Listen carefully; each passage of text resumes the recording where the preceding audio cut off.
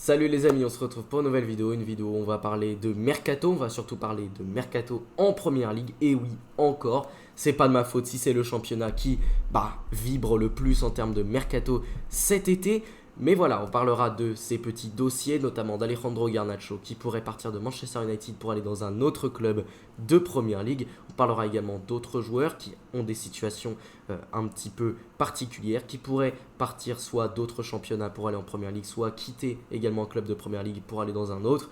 Donc voilà, il y a pas mal de choses intéressantes, on va en discuter dans cette vidéo et je tiens à préciser qu'en fin de vidéo, on discutera de la direction des prochaines vidéos. On parlera notamment de clubs français et également de clubs espagnols. Donc voilà, un petit peu pour vous raconter tout ça. On en parlera en fin de vidéo tranquillement. Donc les amis, juste avant de commencer cette vidéo, je vous invite à vous abonner à la chaîne, à liker la vidéo, à la commenter, c'est la meilleure chose que vous pouvez faire pour me soutenir. Sur ce, c'est parti. Alors on va parler d'Alejandro Garnacho qui est un ailier gauche d'1m80 de 21 ans évoluant du côté de Manchester United et qui est un international argentin avec 8 sélections. Il est évalué à 45 millions d'euros selon Transfermarkt. C'est un joueur qui a une certaine polyvalence puisqu'il peut jouer ailier gauche, milieu offensif, ailier droit mais également avant-centre. On ne le voit pas ici mais je vous le montrerai lorsqu'on reviendra sur ses différentes saisons. Et il est surtout lié à Manchester United jusqu'en 2028. Donc il a un contrat assez long, donc à voir comment le club en question, Chelsea, je le dis maintenant, va payer, quel montant pourrait payer Chelsea pour s'arracher le joueur de Manchester United. C'est un joueur qui malheureusement est sur la pente descendante puisque cette saison il nous a pas mal déçus. Surtout à cause de son irrégularité et de son efficacité devant le but, qui est un des problèmes inhérents de ce joueur et qui malheureusement n'a pas été réglé cette saison.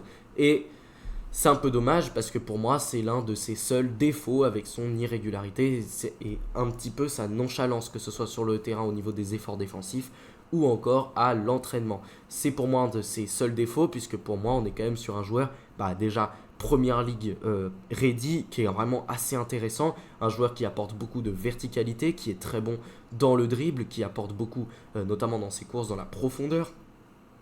Même s'il peut également prendre le ballon de plus bas et le porter au plus haut. Donc en fait, il a certaines qualités vraiment intéressantes. Et d'ailleurs, c'est un joueur qui délivre également pas mal de passes décisives. Donc c'est plutôt intéressant. Mais comme je l'ai dit, c'est un joueur particulièrement irrégulier. Et ça a fait que Ruben Amorim l'a un petit peu écarté de ses plans. Et c'est pour ça que sa valeur marchande a notamment baissé. Mais c'est également dû à lui-même. Voilà, il faut dire qu'il est irrégulier. Il ne fait pas ce qu'il faut à l'entraînement. Et en plus de ça, devant le but, c'est un véritable assassin, pour dire les mots. Voilà. Mais si on regarde un petit peu ses statistiques globales, on voit qu'en Première Ligue, déjà, on est sur un joueur qui n'est pas extrêmement décisif. 93 matchs pour 16 buts et 10 passes décisives, ce ne sont pas des statistiques dignes du descendant de Cristiano Ronaldo. En tout cas, il avait été comparé au niveau du profil, même si je trouve que c'est complètement débile comme comparaison, parce que il y a des ressemblances et il y a également quelques énormes bangers dans son catalogue de buts, mais pour moi la comparaison n'a pas lieu d'être. C'est un jeune crack qui a un certain niveau, qui a un certain talent, mais il faut arrêter les comparaisons avec Cristiano, ça n'a aucun sens. Et surtout en termes statistiques, on voit que ça ne suit pas du tout, puisque 16 buts et 10 passes décisives, c'est pas mauvais en 5000 minutes, c'est pas dégueu, mais c'est vraiment pas terrible et ça pourrait être carrément amélioré. Surtout quand on parle d'un futur crack mondial, quand on voit que par exemple Cole Palmer est à quasiment 25 buts par saison, effectivement ça fait mal. La comparaison fait mal. En Europa League, c'est 21 matchs pour 2 buts et 4 passes décisives, ce qui n'est pas énorme. En FA Cup également 13 matchs, 2 buts, 3 passes D. EFL 10 buts, 10 matchs, 4 buts, 5 passes D. Là pour le coup c'est des assez bonnes stats. Mais on voit que dans les équipes de jeunes, globalement, il a été plus performant en termes statistiques. Par contre, si on regarde cette saison, ok, il n'a pas énormément joué, il n'a pas joué toutes les minutes qu'il pouvait, il y a beaucoup d'entrées en jeu, il y a aussi sa grosse irrégularité, et aussi le fait qu'il soit assez inefficace, mais il y a tout de même 11 buts et 10 passes décisives, ce qui n'est pas si mal pour une saison où il ne joue pas tant. Surtout que la saison précédente, là où tout le monde s'accordait à dire que c'était un futur crack, ses statistiques sont moins bonne. Alors il y a 50 matchs, oui il y en a moins, mais il n'y a que 10 buts pour 7 passes décisives. Et pourtant cette saison-là, on était tous unanimes sur le fait que c'était un futur crack. Maintenant en Première Ligue, il y avait quand même 7 buts et 6 passes décisives, c'est plutôt intéressant. Moi je reste persuadé que c'est un joueur qui a un gros talent, qui a un gros potentiel. Mais voilà, sa finition doit être améliorée et ses prises de décision dans les 30 derniers mètres également. C'est un joueur également qui doit retrouver de la confiance, retrouver du temps de jeu et surtout retrouver une forme de régularité dans les performances. Puisque voilà, c'est globalement ce qu'on lui reproche. Maintenant, pour moi, sur les qualités du joueur, je suis à peu près persuadé qu'il a le talent. Maintenant, il va falloir qu'il arrive à se relancer du côté de Chelsea. Je voulais vous montrer un petit peu ces indicateurs statistiques comme on le fait à chaque fois. Donc on parle d'un joueur qui, au niveau des non-penalty goals, comme je l'ai dit, sous-performe. Il est vraiment pas bon, il se crée pas mal d'XG, mais il ne marque pas. Et d'ailleurs, sur les non-penalty expected goals, il est à 0,35. Donc au final, on voit que c'est un joueur qui, malgré tout, sur les 365 derniers jours, se crée pas mal d'occasions, mais finalement ne s'en crée pas tant que ça. C'est-à-dire qu'il est qualité d'un joueur de tiers 2 ou 3, mais il n'est pas qualité élite dans la création d'actions, que ce soit pour lui-même ou... par lui-même ou par des passes des autres. Par contre, dans les tirs totaux, on voit que c'est un joueur qui tente énormément puisqu'il est quand même à 4 tirs par match. Mais quand tu es à 4 tirs par match et que tu es à 0,35 XG, ça veut dire que tu vendanges énormément. Au niveau des assists, encore une fois, il sous-performe. Il pourrait en faire encore plus, mais il n'y parvient pas. Au niveau des expected assisted goals également, il sous-performe, il pourrait être encore meilleur. Et dans non-penalty expected goals plus assisted goals, il est plutôt intéressant, mais encore une fois, ça pourrait être amélioré. Au niveau des passes tentées, c'est également pas terrible. C'est un joueur qui, finalement, on a l'impression qu'il ne se connecte pas tant à ses partenaires, même si c'est un joueur qui touche également pas énormément de ballons par match. Mais du coup, il doit les bonifier. Par contre, dans la passe complétion, il est plutôt correct. On voit que c'est un joueur qui est plutôt correct dans ce domaine. Surtout que c'est un joueur qui évolue assez haut sur le terrain. Par contre, dans les progressive passes, encore une fois, il est vraiment pas bon dans ce domaine. C'est vraiment pas un joueur créatif. Enfin, pas un joueur créateur, je veux dire. C'est un joueur qui peut être créatif via ses gestes, via une certaine qualité d'élimination, comme je l'ai dit, au niveau du dribble. Mais là... c'est pas terrible au niveau des progressive passes. Par contre, voilà, dans les courses progressives, c'est sa qualité principale. Il est à quasiment 6 par match, ce qui est absolument monstrueux. Par contre, c'est vrai que dans les dribbles, je vous ai vendu un joueur qui était très bon dans le dribble, c'est le cas. Mais cette saison, on l'a quand même beaucoup moins vu. N'empêche que dans le porté de balle, on est sur un joueur qui a vraiment cette qualité de porter le ballon, de faire très mal via ses courses, et il est capable de marquer justement grâce à ses courses. Donc ça, c'est très intéressant. Et dans les touches dans la surface de réparation, il est à 7,61, ce qui est absolument énorme par 90 minutes. Donc on voit que c'est un joueur qui s'y retrouve assez souvent. Et dans les progressives passes reçues, cette fois-ci, donc dans les passes progressives reçues, comme je vous l'ai dit, c'est un joueur qui prend énormément la profondeur, qui grâce à ses courses, du coup crée des espaces, crée de la verticalité. Et du coup, il est à 12-18 par match, ce qui est également énorme en termes statistiques. Par contre, voilà, dans son apport défensif, c'est encore à retravailler. Mais comme vous le voyez, on est sur un joueur qui a des qualités assez évidentes, mais sur ses qualités faibles, il est vraiment pas bon dedans. Par contre, comme c'est un joueur qui évolue très haut, on va pas forcément lui demander de faire des passes progressives. Par contre, on va peut-être lui demander de réussir un peu mieux ses passes, de réussir un peu mieux ses centres, et surtout d'être meilleur dans les assists et dans la finition. C'est pour moi ce qui lui manque le plus, c'est vraiment dans les 30 derniers mètres être extrêmement décisif. Si on regarde un petit peu Chelsea, on sait que c'est un club extrêmement dépensier qui achète beaucoup de joueurs. D'ailleurs, Joré Lato devrait bientôt être intégré dans cette défense, dans la base de données de Transfermarkt. Mais voilà, on voit qu'il y a quand même beaucoup de joueurs, beaucoup de recrues, et surtout sur le poste attaquant. David Datro Fofana, on sait qu'il est sur le départ. Marc Gouillou est quasiment prêté à Sunderland, c'est quasiment fait. Armando Broja est ciblé par Burnley, apparemment c'est quasiment fait, donc c'est intéressant. Mais voilà, il y a des joueurs comme Christopher Nkunku, il faut leur trouver une porte de sortie. Nicolas Jackson, il faut lui trouver une porte de sortie. Sterling est revenu, il faut aussi lui trouver une porte de sortie. Mudryk, de toute façon, tu peux plus vraiment le considérer comme dans ton effectif. Tyreek George, tu sais pas trop ce que tu veux en faire. Et Jamie Gittens vient d'arriver. Et du coup, sur ce côté droit, tu as Cole Palmer qui peut y jouer. Tu as également le dossier Xavi Simons, alors lui sera plutôt sur le côté gauche, à voir ce que ça va donner. Tu as Pedro Neto qui peut jouer côté droit, côté gauche. Tu as souvent également un joueur comme Enzo Fernandez qui joue milieu offensif. Donc en fait, tu as beaucoup d'options offensivement. Mais si tu parles d'ailier gauche, bah, du coup, normalement, c'est censé être Jamie Gittens que tu as recruté cet ailier. Mais tu pourrais également avoir Alejandro Garnacho pour compléter le poste, puisque Jadon Sancho est reparti du côté de Manchester United. Et United essaie de s'en débarrasser. Donc voilà un petit peu les histoires. Mais du coup, pour moi, il pourrait s'intégrer dans cet effectif. Il peut également jouer côté droit, même si pour moi, il est moins performant à ce poste. Mais il peut le faire. Donc voilà, par sa polyvalence, il pourrait s'intégrer dans cet effectif. Maintenant, moi, personnellement, je pense qu'il peut se relancer à Chelsea et je pense qu'il faut qu'il se relance dans un club de première ligue. Ça semble être un championnat taillé pour lui. C'est un championnat où il a brillé, c'est un championnat où bah, il a quand même progressé, même si cette saison, ça a été très compliqué. Et je pense que pour se relancer, rien de mieux qu'un club comme ça, un petit peu ambitieux de première ligue, ça peut être intéressant. Moi, j'ai juste peur. Bah, avec Chelsea, on sait que les attaquants, parfois, c'est pas toujours, tu t'en sors pas toujours ultra bien. Sterling, c'est un gros flop. Mudryk, c'est un énorme flop. Jackson, c'est un bon flop. Voilà, on sait que les attaquants du côté de Chelsea, ça a été compliqué sur ces dernières années. Havertz également, ça a été un gros flop si on remonte. Timo Werner, à voir si ça va bien se passer. Moi, personnellement, je suis persuadé qu'Alejandro Garnacho a un gros potentiel et peut se relancer. Moi, j'ai envie d'y croire. Je sais que c'est pas le cas de tout le monde, mais voilà. J'ai envie de voir ce que ça peut donner et j'espère vraiment qu'il peut se relancer. Je vous avoue qu'en termes de risque, je dirais que c'est 50-50. Pour moi, ça peut très bien fonctionner comme ça peut être un méga flop. Il n'y aura pas vraiment d'entre-deux. Enfin voilà, moi personnellement, je pense que soit il se relance bien et on a un gros Garnacho la saison prochaine, soit c'est un énorme flop et malheureusement, la carrière d'Alejandro Garnacho se sera terminée aussi vite au plus haut niveau qu'elle n'a commencé.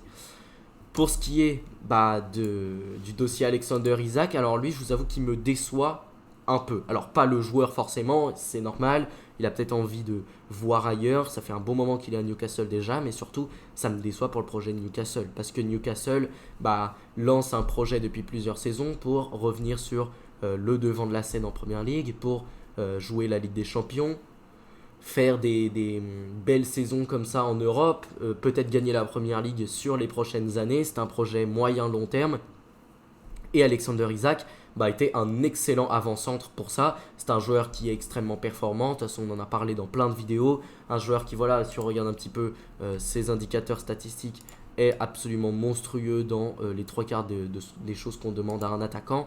Donc voilà, pour moi, c'est vraiment un joueur parfait qui a déjà performé à Newcastle, donc ce serait énorme. Le truc, c'est que le joueur veut uniquement Liverpool. Du coup, si on regarde un petit peu le secteur offensif, on sait parfaitement qu'il pourrait très bien s'intégrer dans ce secteur offensif. Juste, j'ai une interrogation avec le cas Hugo Ekitike. T'as balancé 95 millions dessus. C'est quand même un peu embêtant d'avoir 95 millions d'euros sur le banc. Ça me rappelle Colomani avec le Paris Saint-Germain. Mais voilà, c'est un énorme investissement. D'ailleurs, il y a une offre de 120 millions qui a été refusée par Liverpool. C'est quand même assez énorme. Mais voilà, elle a été refusée par Liverpool. Enfin non, par Newcastle, excusez-moi. L'offre de 120 millions formulée par Liverpool a été refusée par Newcastle. Ça pourrait s'élever autour de 130, 140, voire 150 millions d'euros, ce qui fait extrêmement cher. Mais on va se dire que voilà, transfert de club de première ligue à club de première ligue, c'est très cher. On est dans un mercato, on est dans une bulle spéculative qu'est le football, qui fait que maintenant les transferts sont extrêmement chers. Maintenant, moi j'ai une question, c'est Hugo Ekitike, quid de lui? Est-ce que tu vas tenter une attaque à deux? Est-ce que tu vas les faire tourner sur certains matchs? Est-ce que Hugo Ekitike pourrait se retrouver sur un côté? Je ne sais pas.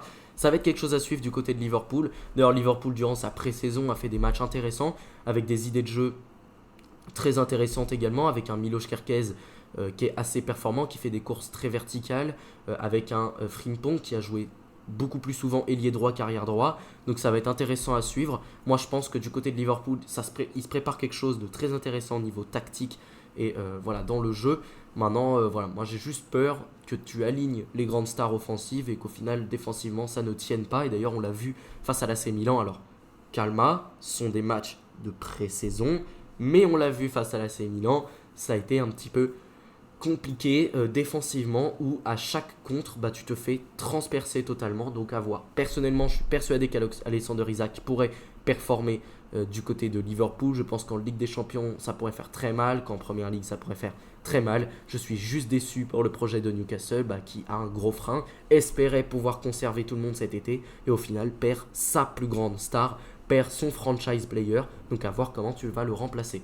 Mais le remplaçant, il pourrait être en la personne de Benjamin Sesko. Alors, on va parler surtout de Manchester United qui semble être en pole position dans le dossier, mais il est également suivi par Newcastle. Mais du coup, on va parler du joueur.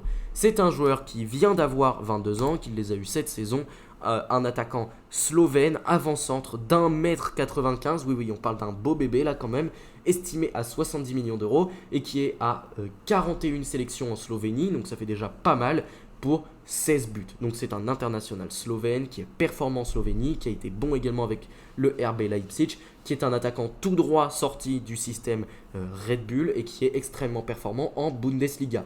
Malgré tout, j'ai déjà fait pas mal de disclaimers avec les attaquants de Bundesliga en expliquant que la Bundesliga c'était la terre sainte des attaquants et que c'est plus facile pour un attaquant de briller en Bundesliga que dans n'importe quel autre championnat. C'est très vrai. Mais Benjamin Sesko a le profil parfait pour remplacer Alexander Isak du côté de Newcastle. Pour moi, il y avait deux joueurs qui pouvaient remplacer Isak, Hugo Ekitike, qui est malheureusement parti du côté de Liverpool, et Benjamin Sesko. Parce que Benjamin Sesko a un profil, je dirais pas similaire, mais qui se rapproche. Pourquoi ? Parce que c'est un attaquant très grand, qui est bon de la tête, qui est très bon également dans la percussion. C'est un joueur extrêmement rapide, qui a une qualité technique très intéressante. C'est un bon dribbleur malgré tout, malgré ses 1m95, excusez-moi. C'est un bon dribbleur, c'est un joueur qui balle au pied, a vraiment une très bonne technique, que ce soit à la finition, par le dribble, mais également par la passe. C'est un joueur qui se connecte pas mal à ses coéquipiers, mais il y a un défaut, c'est qu'à la finition, il peut être encore meilleur. Et ça, on va évidemment en parler. Et c'est un joueur qui est essentiellement avant-centre et qui est pour le coup sur la pente ascendante. Il est évalué aujourd'hui à 70 millions d'euros. Il a fait une saison absolument énorme du côté de Leipzig, malgré le fait que ça a été compliqué à certains moments. On est dans une saison du côté de Leipzig, la saison dernière, qui est vraiment pas bonne en termes de résultats. Mais voilà, on est quand même sur un attaquant qui en Bundesliga en 33 matchs, en 2300 minutes, parce qu'il n'a pas été titulaire toute la saison. Il y a eu des fois où c'était d'autres joueurs. Il a quand même joué plusieurs fois avant-centre, 41 matchs avant-centre, 2 matchs en tant que deuxième attaquant et 2 matchs en tant que milieu offensif, qui est à 13 buts et 5 passes décisives. Alors oui, 13 buts c'est assez peu pour la terre sainte des attaquants, mais comme je l'ai dit, on est dans une saison très compliquée pour Leipzig et pour moi, ça peut s'améliorer, mais surtout en Ligue des Champions, tu fais quand même partie d'une équipe qui termine éliminée dans la première phase et au final, tu es quand même à 4 buts. Donc ça, c'est plutôt pas mal, c'est plutôt positif et surtout en pokal, 4 matchs, 4 buts, une passe décisive. C'est plutôt pas mal et au final, toute compétition confondue, 45 matchs, 21 buts, 6 passes décisives, c'est des statistiques plutôt honorables. Et moi, je suis persuadé que ce joueur peut performer. Et vous le savez, il y a des joueurs que j'affectionne particulièrement et lui en fait partie. Et d'ailleurs, en Bundesliga, la saison précédente, il est à beaucoup moins de minutes de jeu pour 31 matchs et 14 buts et 2 passes décisives. Donc quand je vous ai dit que c'était un joueur qui pouvait être performant à la finition, c'est vrai, parce qu'en 1500 minutes, marquer 14 buts, c'est quand même vraiment pas mal. Et cette saison, il y a eu des moments un peu plus compliqués. C'était sa première saison en tant que titulaire, dans une saison où Leipzig est vraiment pas performant, l'équipe en entier. Moi, je trouve qu'il a fait des performances plutôt correctes. Encore une fois, il avait marqué 2 buts en Champions et 2 buts en pokal pour 42 matchs et 18 buts et 2 passes décisives. C'est des statistiques vraiment honorables. Et d'ailleurs, on a vu que cette saison, il s'était amélioré au niveau des passes décisives. Si on regarde un petit peu ces indicateurs statistiques, vous allez voir qu'on est quand même sur un attaquant de très haut niveau. Alors là, vous allez me dire, quand on regarde ces stats, oui, c'est pas terrible. Et effectivement, c'est pas terrible. Mais comme je vous l'ai dit, dans un club qui fonctionne mieux, dans un club bien rodé comme Newcastle, ou encore Manchester United, on y reviendra, parce que pour moi, ce secteur offensif de Manchester United va être à suivre cette saison, parce que ce qu'ils sont en train de faire en matchs amicaux, alors vous allez me dire, ce ne sont que des matchs amicaux, oui, mais on voit des choses intéressantes niveau tactique. Et là, en l'occurrence, Manchester United est en train de mettre quelque chose en place, très intéressant, et je prends peut-être des risques. De toute façon, vous allez le voir dans la vidéo d'MTO qui sortira prochainement. Je sais plus à quelle place j'avais positionné Manchester United, mais plus j'avance, plus je regarde leur mercato, plus je regarde leur match de pré-saison, plus je me dis qu'il y a une chance qu'ils terminent top 4. Je sais pas pourquoi, je le sens. Peut-être que je raconte n'importe quoi et à la fin de la saison, ils sont relégués, mais je sens que cette saison, c'est leur saison. Voilà, peut-être je suis fou, hein, mais comme ça. Bon, déjà, je vous avais dit qu'au niveau des dribbles, il était bon. Il est à 1,33 par match, et encore une fois, ça peut s'améliorer. Il est dans les 11% des meilleurs en Europe, c'est très intéressant. Et dans les courses progressives, 1,68 par match, comme je vous ai dit, c'est un joueur qui fait très mal via les courses. D'ailleurs, c'est un joueur qui reçoit pas mal de passes progressives, à 5 notamment par match, c'est plutôt pas mal. Et encore une fois, c'est améliorable, parce que pour le coup, il y a des fois où il fait les appels et ses coéquipiers ne le servent pas. Pour avoir regardé quelques matchs de Leipzig cette saison, j'ai été particulièrement déçu de voir que certains joueurs des plus créatifs n'étaient pas toujours ultra inspirés. Et pourtant, avec un attaquant comme Benjamin Sesko, tu peux vraiment, tu as des possibilités de construction, de transition, d'apporter d'apporter des choses très intéressantes via la vitesse, via la profondeur, via tout ça, que c'est dommage que ce soit pas aussi bien utilisé. Et d'ailleurs, au niveau des non-penalty goals, comme je vous l'ai dit, c'est un joueur qui sous-performe un peu, mais pour moi, c'est totalement améliorable et je pense que dans une équipe qui fonctionne bien, il pourrait marquer énormément de buts. Et surtout que c'est quand même un joueur qui également défensivement fait du boulot. Dans les aériens gagnés, il en gagne pas mal. Bon, évidemment, 1m95, ça aide. Dans les dégagements, il est également bon. Et dans les blocs également. Et dans les interceptions, il est à 0,19 par match. Encore une fois, si l'entraîneur lui dit de se mettre au diapason, ça peut le faire. Avec un coach comme Ruben Amorim ou encore comme excusez-moi, le coach de Newcastle dont je ne retrouve pas le nom, qui pourtant est très bon, hein, que j'aime beaucoup, il pourrait peut-être avoir un apport défensif encore meilleur. Donc ça, c'est intéressant. Et pour moi, toutes ces statistiques, elles sont intéressantes à montrer, à regarder, mais je pense qu'elles sont améliorables. Notamment l'onglet finition, tout ça, tout ce qui est lié aux statistiques pures et dures de buts, de passes décisives, c'est encore améliorable. Même si les passes décisives, il y a quand même eu une belle amélioration cette saison. Et maintenant, voilà, on sait que c'est un joueur qui peut se connecter à ses partenaires. On sait que c'est un joueur qui, par la course, par la prise de profondeur, par ses qualités en transition, mais également, même face à des blocs bas, il est intéressant parce qu'il crée énormément de mouvements. Il est très intéressant et c'est également un joueur qui, comme je l'ai dit, a une qualité technique vraiment intéressante, que ce soit à la finition ou, franchement, les gars, regardez-vous des compilations de Benjamin Sesko, je peux vous assurer qu'il y a des buts. Je me suis regardé une compilation l'autre jour, c'est littéralement banger sur banger. Il n'y a que des buts de fou. Donc voilà. Et en plus de ça, au niveau des dribbles, tout ça, il est vraiment performant, donc c'est intéressant. Je vais vous montrer un petit peu le secteur offensif de Manchester United, parce que du coup, ça m'intéresse. Bon, déjà, vous avez vu qu'il y avait Diego León qui avait été ajouté dans la base de données de Transfermarkt. Mais surtout, je voulais vous parler d'un truc, c'est également du poste de Bruno Fernandes. On sait que ça fait vraiment question du côté de Manchester United, parce qu'on sait que notamment, je ne sais pas si vous le voyez bien sur le côté, mais Ravi Guerra a été... est suivi par Manchester United parce que ça pourrait être un joueur extrêmement intéressant, un véritable box-to-box.